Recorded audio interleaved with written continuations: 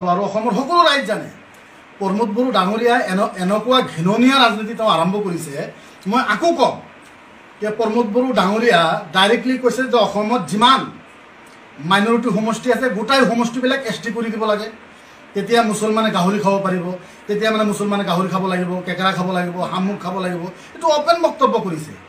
এই বক্তব্যৰ পিছতো যদি কোনোবা জয়নাল থয়নালে আকৌ UPPL লগত জড়িত হৈ থাকে তেনেহ'লে তেওঁলোকে নিজৰ কাউণ্টৰ লগত নিজৰ জাতিৰ লগত এইটো গাদ্দাৰী কৰা হ'ব আৰু নিজৰ জাতিয়ে আৰু আল্লাহে কোনো কাৰণত তেওঁক মাফ নকৰে।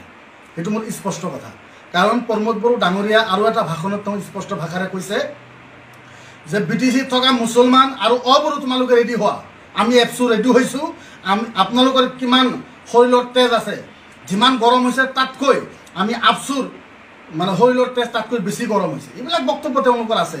আৰু বিশেষকৈ BTR চুক্তিটো আচলতে জয়নাল বোধাই পঢ়া নাই। BTR চুক্তিটো যদি জয়নাল পঢ়ি লয় এবাৰ তেনেহ'লে তেওঁ নিশ্চয় এইবিলাক কথা গম পাব। তৃতীয় নম্বৰ কথাটো হ'ল যেতিয়া প্ৰমোদ বড়ো সভাপতি আছিল সেই সময়ত কেছ কৰাৰ ভিতৰত BTTৰ ভিতৰত আপচুৰ সভাপতি প্ৰমোদ বড়ো ডাঙৰীয়াই কেছ কৰিছিল যে BTCত থকা যিমান মুছলমান আছে সেই মুছলমান গাঁওবিলাক BTCৰ পৰা কৰ্তন হ'ব নালাগে। সেই কেছটো কোনে কৰিছিল? প্ৰমোদ বড়ো ডাঙৰীয়া কৰিছিল।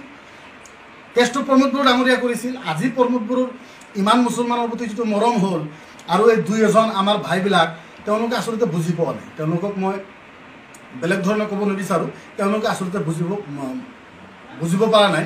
মই তেওঁলোকক পুনৰ অনুৰোধ জনাইছোঁ যে আপোনালোকে অলপ চালি চাওক। চালি যদি আপোনালোকে চাই নিজৰ জাতিৰ স্বাৰ্থত BTCৰ শান্তিৰ স্বাৰ্থত মই আপোনাক কোৱা নাই যে কোনটো দলত আপুনি যাব, সেইটো কোৱা নাই।